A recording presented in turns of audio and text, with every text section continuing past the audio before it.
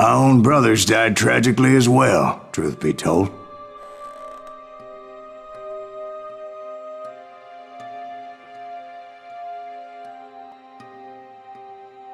It was 1868, and me and my older brothers were pulling a tidy profit running cattle into Juarez, Mexico. One night after my brothers retired for the evening, I found a little poker game in a cantina with a couple of cowboys. And I just couldn't lose. I even won an old Spanish coin that had to be 100 years old.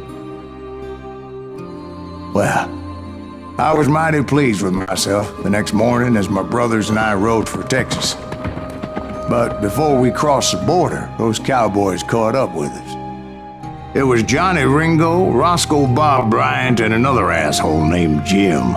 They wanted their money back and everything else we had, including our lives, as those boys didn't want us coming for them later.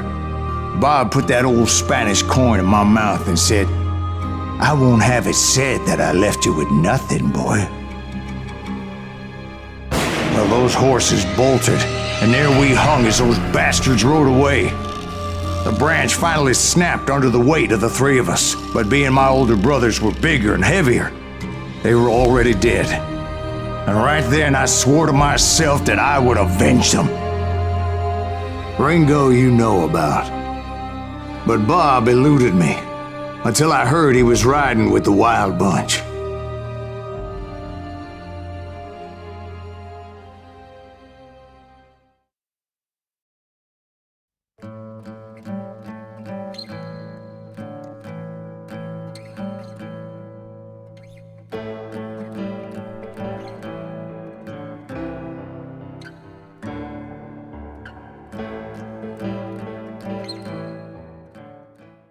I'd been on their trail for months, ever since they left their hideout in the Bighorn Mountains.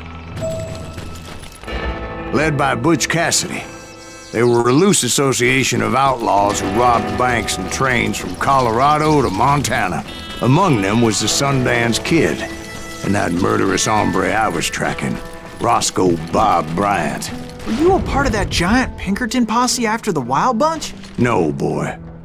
A circus like that would have slowed me down. Besides, I wanted Bryant all to myself. I'd heard about a large shipment of gold being transported to Wilcox, Wyoming on the Overland Flyer. They blew the bridge with the intention of forcing the train to stop.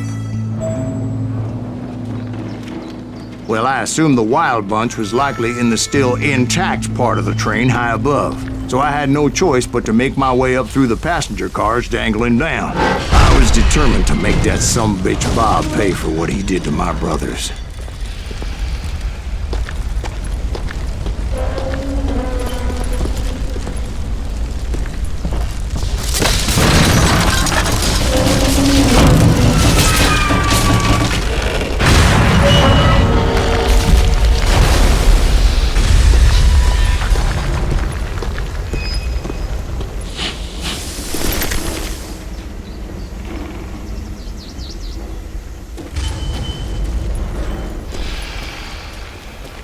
My ears are still ringing from blowing up that bridge. What'd you say? I can't hear a goddamn thing! Well, I made my way off unscathed and came upon a few members of the gang and had no choice but to dispatch them. From there, I had to negotiate an even more precarious route. I'm putting you down! But first, I would need to get my ass out of there.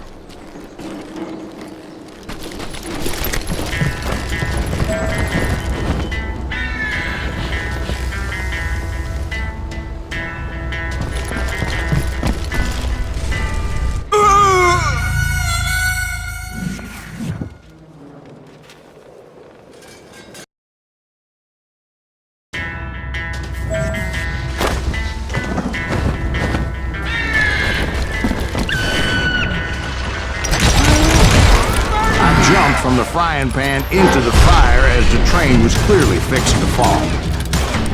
You hear me?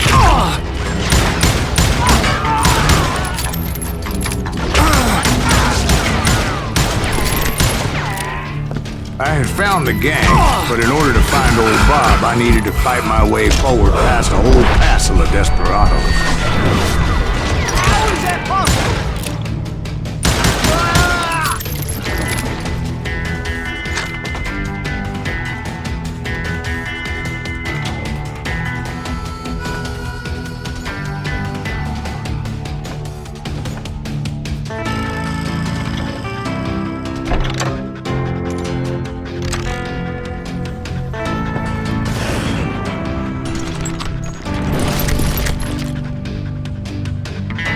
Outside, inside, any way I could, I made my way towards my prey.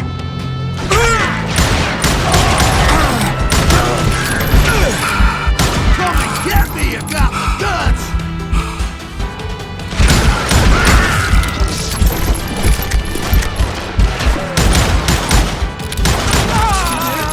Well, what about the passengers? It was mostly a freight train, as I recall. There were no passengers aboard that day.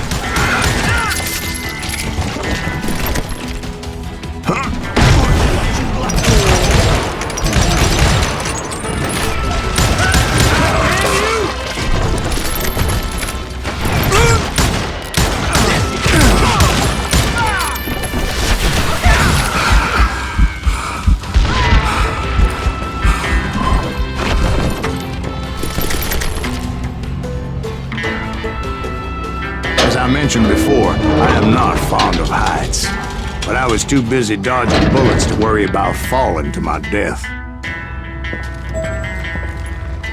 Odds were I was likely to die that day anyway, so I was determined to take down as many of those bastards as I could.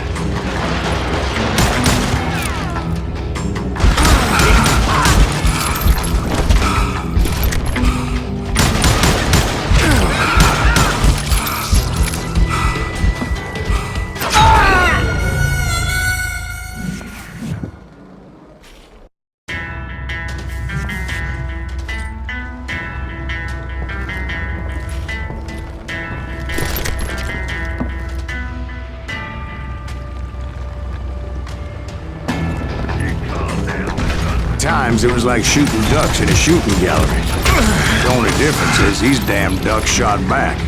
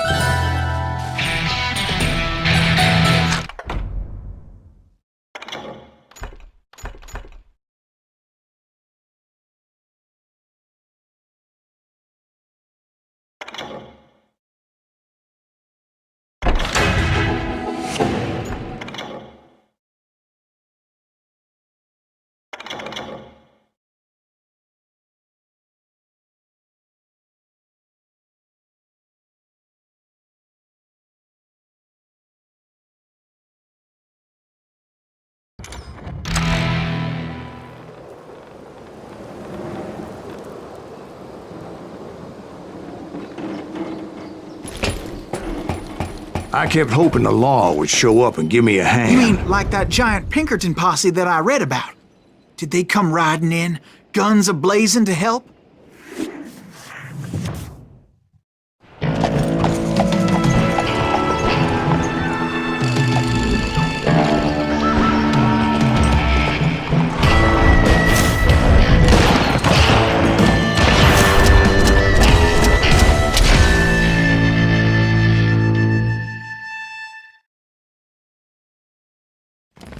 Help? From the Pinkertons? No, son. I had to fight the wild bunch all by my lonesome, as usual. Who the hell is that?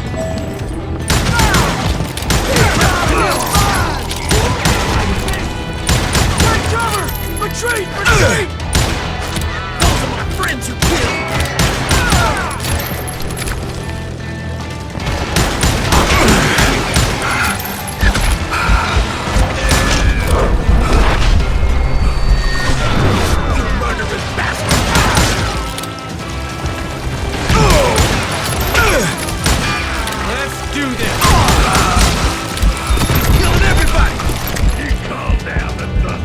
kill us all!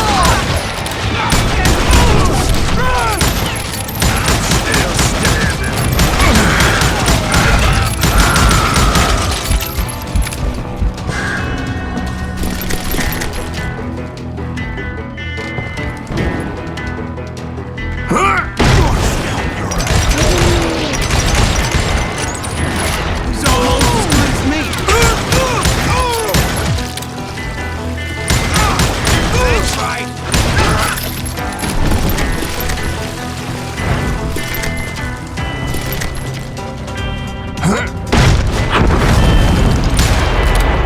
My guess is those dime novels didn't portray this as it happened, did they? Only a few stragglers were left. I had to cut them down pronto if I was going to stay on old Bob's trail. Kill you!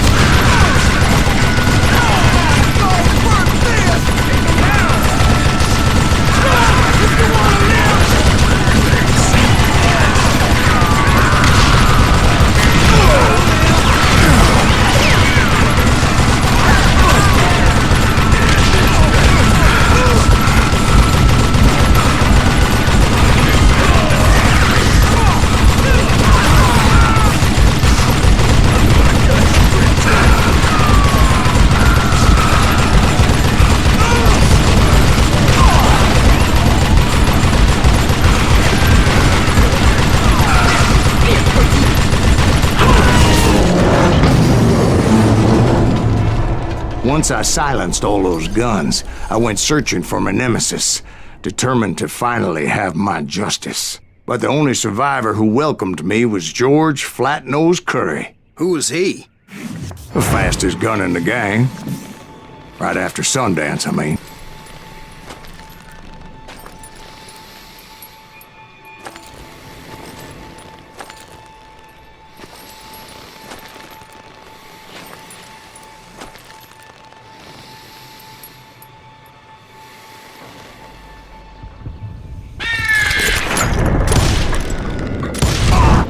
On that very same day, Butch Cassidy and the Sundance Kid decided to leave the Wild Bunch behind and decamped for South America.